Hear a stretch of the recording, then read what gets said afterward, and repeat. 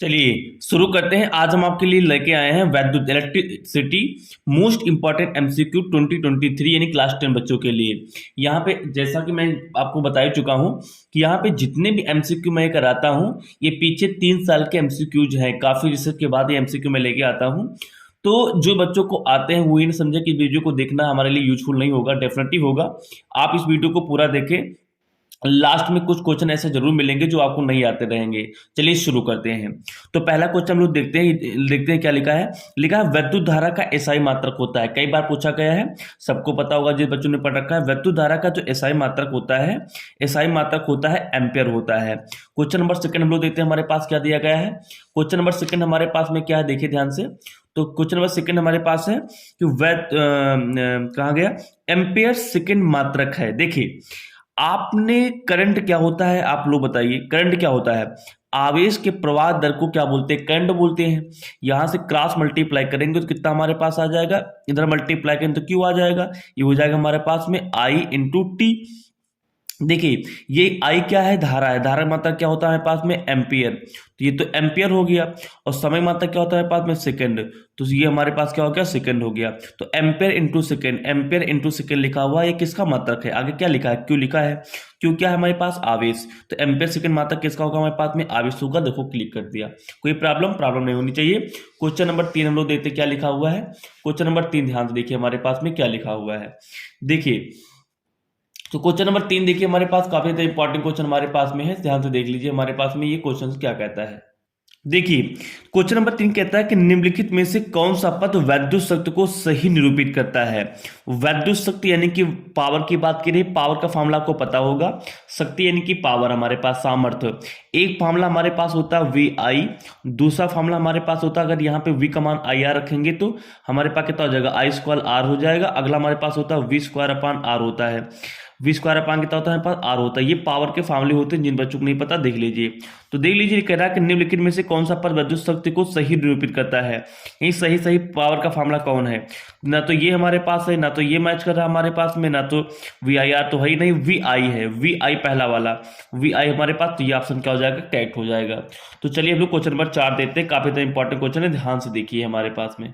चलिए तो question number 4 देते हैं हमारे पास में क्या है। कह रहा है कि प्रत्येक 4 ओम प्रतिरोध वाले 4 चालक तारों को परस्पर समांतर क्रम में जोड़ने पर तुल्य प्रतिरोध होगा। कह रहा कि 4 ओम के हमारे पास 4 तार हैं, उनको समांतर क्रम में जोड़ते हैं। तो समांतर क्रम में प्रतिरोध क्या होता है, 1/r यानी सबको जोड़ लेते हैं हमारे पास में। तो 4 प्रतिरोध है तो जोड़ लो भैया सबको, 1/4 प्लस 1/4 प्लस का 1/4 प्लस का 1/4। 4 4 समय बराबर एक बार लिखेंगे, ऊपर जोड़ लेंगे तो 4 हो जाएगा। 4 4 काट देंगे कितना आ जाएगा, 1 आ जाएगा।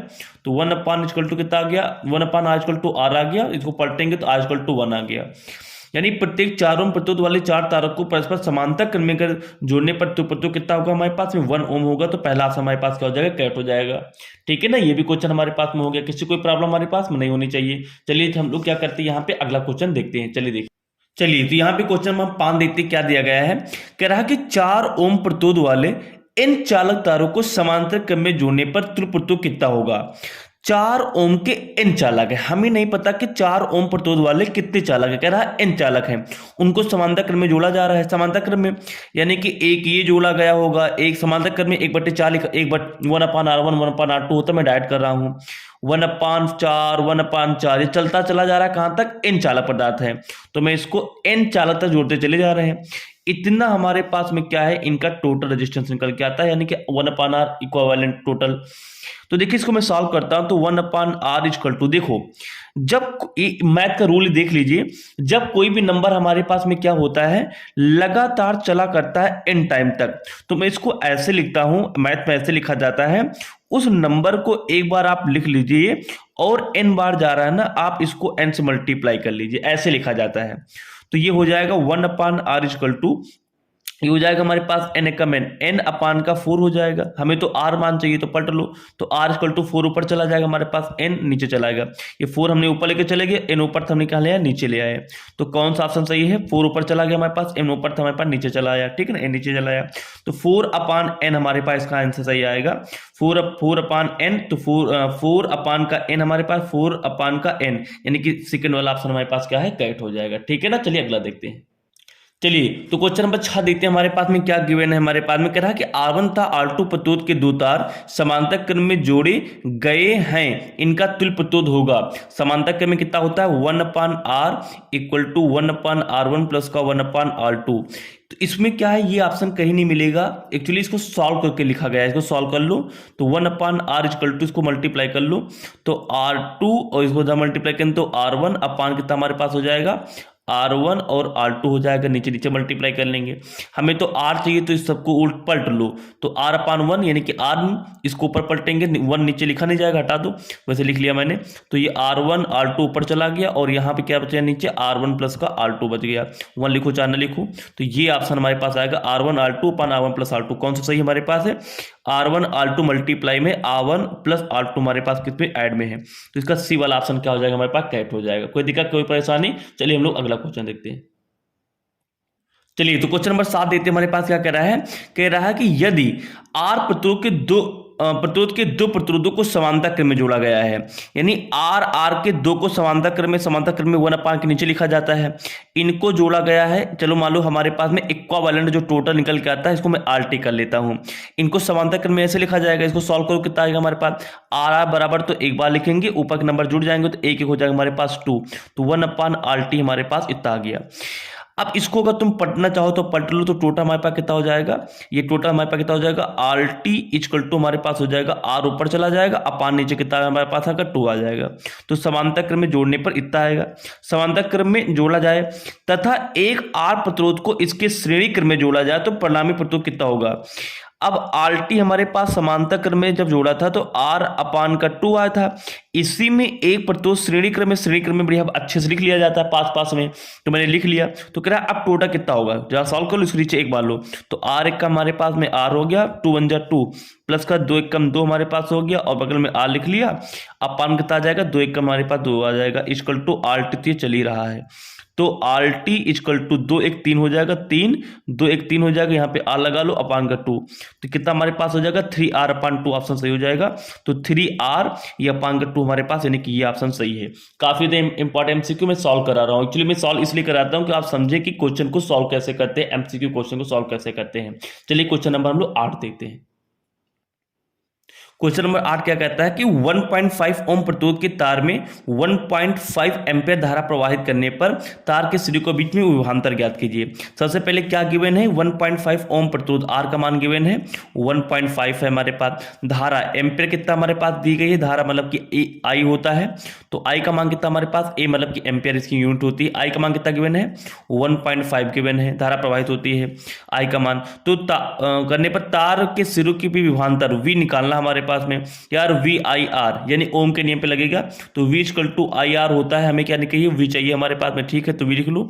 I कितना हमारे पास में 1.5 है इनटू R कितना हमारे पास 1.5 है, इसको सॉल्व कर लो हमारे पास, तो 50 25 का 5 हो गया, हासिल आ गया 2 5 कम 5 2 7 हमारे पास हो गया इनटू, अब यहाँ से करेंगे तो 15 हमारे पास आ जाएगा, तो ये हो जाएगा 5 7 5 12 का 2 हासिल आ गया हमारे पास 2 हासिल आ गया 1 1 हमारे पास हो गया 2 अंक बाद 10 लगा लो 1 2 यहाँ पे 2.25, तो 2.25 कौन है 2.25 यानी कि हमारे पास ये चौथा ऑप्शन हमारे पास क्या हो जाएगा कैट हो जाएगा।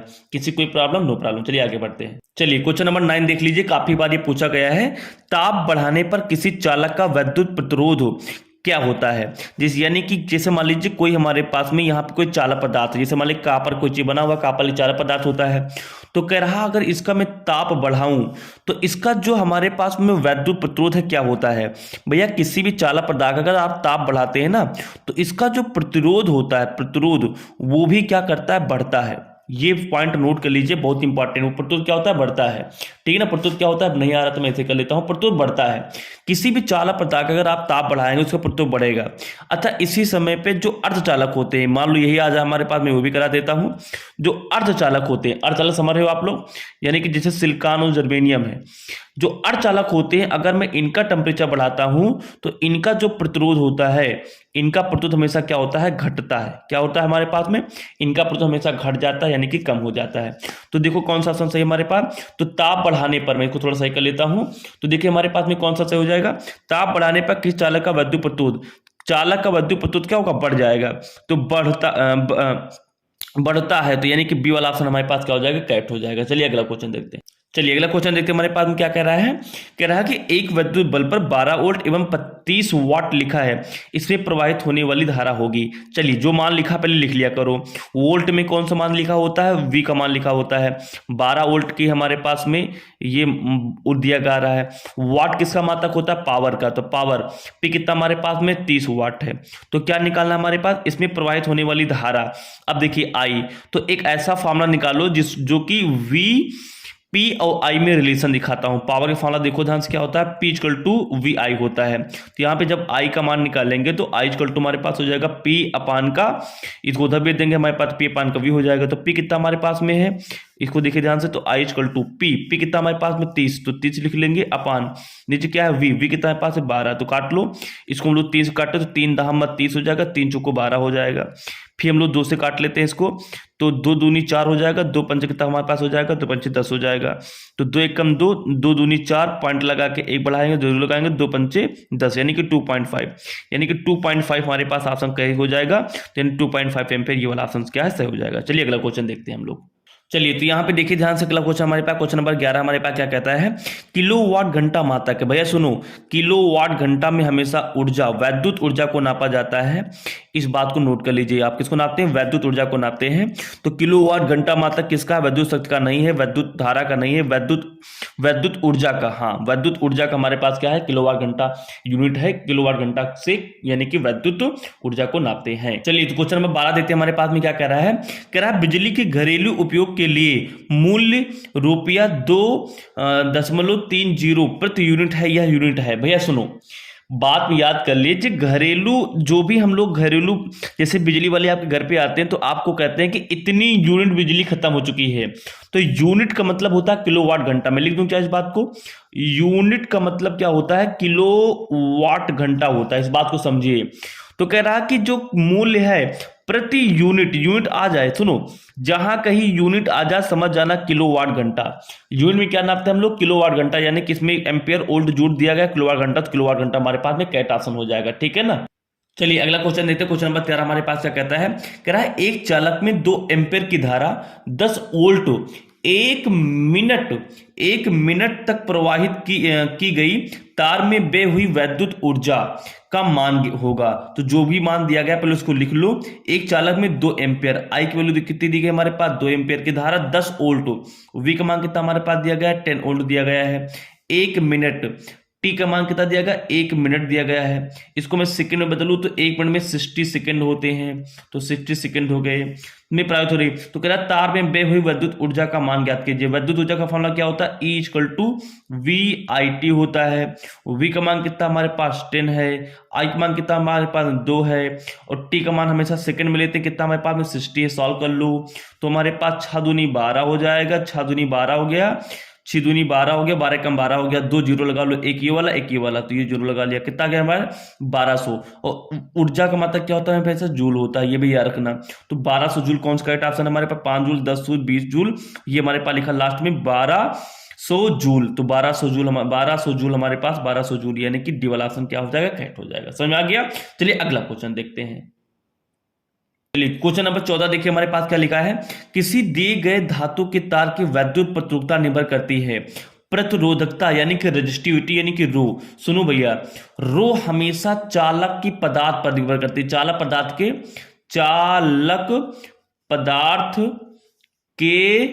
पदार्थ पर, ये याद रख लीजिए, चालक पदार्थ पर निर्भर करती, ना तो ये लंबाई पर निर्भर करती, ना तो ये चौड़ाई पर निर्भर करती। चालक पदार्थ, ये चालक पदार्थ निर्भर करती है कि जैसे एक चालक पदार्थ कॉपर है, एक एल्युमिनियम हमारे पास, तो अलग अलग होगी। ये चालक की पदार्थ निर्भर करती, मोटाई उटाई पर निर्भर नहीं करती। मैं अगर आप अच्छे पढ़ना चाहते हैं, मैं इसकी वीडियो बना चुका हूं। तो धातु के तार की वैद्युत प्रतिरोधकता निर्भर करती है लंबाई पर नहीं, मोटाई पर नहीं, तार के पदार्थ पर, हाँ पदार्थ पर निर्भर करती है, तार की आकृति पर भी निर्भर नहीं करती, पदार्थ पर निर्भर करती है। तो हमारे पास ये इंपॉर्टेंट क्वेश्चन भाई, ये इंपॉर्टेंट क्वेश्चन अब की बार आएगा। 14 क्वेश्चन देख लीजिए। चलिए हम लोग क्वेश्चन नंबर 15 देखते हैं। 15 देख लीजिए क्या हमारे पास में है लिखा, एक अश्वशक्ति का मान होता है वाट में, कितना होगा, तो एक अश्वशक्ति का मान होता है 746 वाट। कितना होता है पास में, 746 वाट हमारे पास में होता है। तो 746 हमारे पास क्या हो जाएगा, इसका करेक्ट ऑप्शन हो जाएगा। चलिए तो अगला क्वेश्चन देखिए हमारे पास क्या लिखा है। 16 क्वेश्चन, 1 किलोवाट घंटा बराबर होता है 3 × 6 × 10⁻6, 3 × 6 × 10⁻6 जूल। ये हमारे पास में होता है 1 किलोवाट घंटा की वैल्यू होती है। इसको याद कर लीजिए, काफी ज्यादा इंपॉर्टेंट है। 3 × 6 × 10⁻6 जूल हमारे पास में क्या होता है, ये हमारे पास में यानी कि 1 किलोवाट घंटा की यूनिट होती है। तो ये हमारे पास में करेक्ट आंसर हो जाएगा। अगला क्वेश्चन हमारे पास क्या है, 17 नंबर क्वेश्चन क्या है कि ओम के नियम के अनुसार विभवांतर व धारा के बीच ग्राफ होता है। भैया विभवांतर और धारा के बीच जो ग्राफ होता है एक सीधी रेखा होती है, एक सरल रेखा होती है ओम के नियम के अकॉर्डिंग। तो क्वेश्चन नंबर हम लोग 18 देखते क्या हमारे पास में दिया गया है। चलिए देखिए क्वेश्चन नंबर 18 देखते हमारे पास क्या लिखा है। एक वैद्युत बल्ब पर, अब जो मान दिया गया पहले लिख लो, वोल्ट में किसका मान लिखा होता है, वी का मान कितना है 750 है।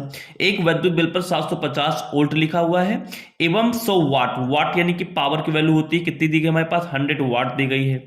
इसमें क्या नापते हैं हम लोग, वाट अंकित है हमारे पास, तो वाट हमने यहां पे लिख लिया। इसके तंत्र का प्रतिरोध आर का मान हमें क्या करना है, निकालना है। तो एक ऐसा फॉर्मूला देखो जो 3 में रिलेशन बताता हो। तो देखिए एक पी का फॉर्मूला हमारे पास होता है P power equal to V²/R। हमें आर चाहिए तो आर को इधर ले लो, तो ये हमारे पास हो जाएगा आर इक्वल टू V² और पी को नीचे ले लो हमारे पास, तो नीचे हमारे पास कितना जाएगा, पी ले लेंगे। आज इधर चला गया हमारे पास, पी को नीचे ले लिया, तो वी कितना हमारे पास में 750, तो 750 स्क्वायर है तो 2 बार लिखेंगे, 750 × 750 लिख लिया, अपान नीचे हमारे पास कितना है पी, पी की वैल्यू कितना है पास में 100, तो 100 लिख लिया। 1 0 से 1 0 मर गया, 1 0 से 1 मिल गया। 75 का होल स्क्वायर, भैया 75 का होल स्क्वायर हमारे पास 65 25 होता है। तो देखिए ध्यान से 65 25 हमारे पास ये वाला ऑप्शन सही है, तो 65 25 हमारे पास ये वाला करेक्ट आंसर हमारे पास सही हो जाएगा। चलिए अगला क्वेश्चन देखते हैं ध्यान से देखिए। क्वेश्चन नंबर 19 देखते हैं, ध्यान देख लीजिए क्या लिखा हुआ है। निरप्रपथ में धारा आई का मान बताइए। आई का मान निकालना है, कैसे निकालेंगे, तो आई का मान निकालने के लिए सबसे पहले टोटल प्रतिरोध निकालना होगा। यहाँ टोटल प्रतिरोध देखो ध्यान से निकालेंगे हम लोग इस परपथ में, तो यहाँ पे दोनों समांतर क्रम में लगे। समांतर क्रम में कैसे होते हैं, 1/R = 1/R1 + 1/R2। तो R1 कितना है हमारे पास में 2 है, R2 भी कितना हमारे पास में 2 है, आधा ये मिल गया, कितना हमारे पास हो जाएगा 1 हो जाएगा। 2 2 इक्वल एक बार लिखेंगे तो ऊपर जुड़ जाएगा, 2 पर 2 नीचे 2 हमारे पास 2 कम 2 2 कम 2 यानी 2 कम 2 2 कम 2 यानी कि 1 आंसर आ जाएगा। तो यानी कि पलटेंगे तो 1 आएगा, यानी कि टोटल प्रतिरोध कितना हमारे पास 1 है और इसमें हमारे पास में 1 हो गया। और V का मान कितना गिवन है, V का मान हमारे पास में 2 गिवन है। I निकालना हमारे पास में, तो कौन सूत्र लगेगा, VIR ओम का नियम, तो V = IR होता है। तो I का मान निकालेंगे तो I = V, R को इधर भेजो हमारे पास में, तो R यहाँ पे नीचे चला आएगा, तो V मान कितना आएगा हमारे पास में, R आ गया। तो I V लिखा था ऑलरेडी, R का मान इधर भेज देंगे, तो V का मान कितना हमारे पास में 2 है, R का मान कितना हमने निकाल लिया है, 1 निकाल लिया है। आई थिंक यहाँ तक आ रहा होगा, मैं थोड़ा सा इसको यहाँ लिख देता हूँ। तो यहाँ पे हमारे पास कितना हो जाएगा, ये 2 हो जाएगा V, और R हमारे पास कितना हो जाएगा, V का मान कितना 2 है और R का मान कितना निकाल के आए हम लोग 1 आए हैं, तो यानी कि 2/1 लिखते नहीं, यानी कि ये हमारे पास एम्पियर, यानी 2 एम्पियर की करंट फ्लो होगी। तो कौन सा ऑप्शन सही हमारे पास में, डी वाला ऑप्शन क्या है, करेक्ट हो जाएगा, सही हो जाएगा। चलिए अगला क्वेश्चन देखते हैं। चलिए तो क्वेश्चन नंबर 20 देखते हैं हमारे पास क्या है। ओम के नियम का सूत्र है, ओम के नियम क्या होता है, V = IR। तो इसी में से नियम निकालो। अगर हम यहाँ से I का मान निकालना चाहें तो V लिखा था उधर लिख लो, R इधर गोला में उधर जाएगा तो भाग में पान में R आ जाएगा। तो I बराबर हमारे पास कितना आएगा, I V लिखा था लिख दिया, R को उधर भेज दिया, तो V/R। तो देखो कौन सा ऑप्शन सही है हमारे पास, यानी कि C वाला ऑप्शन सही है। I = V/R, I = V/, हमारे पास क्या है, R लिखा है, यानी ये ऑप्शन क्या हो जाएगा, करेक्ट हो जाएगा। तो इस वीडियो में मैंने 20 MCQ कराने की कोशिश की है, तो 20 MCQ मैंने अगली करा दिए हैं। अगली वीडियो में 20 MCQ भी करा जाएंगे। तब तक पढ़ाई करते रहे। ऑल द वेरी बेस्ट, जय हिंद।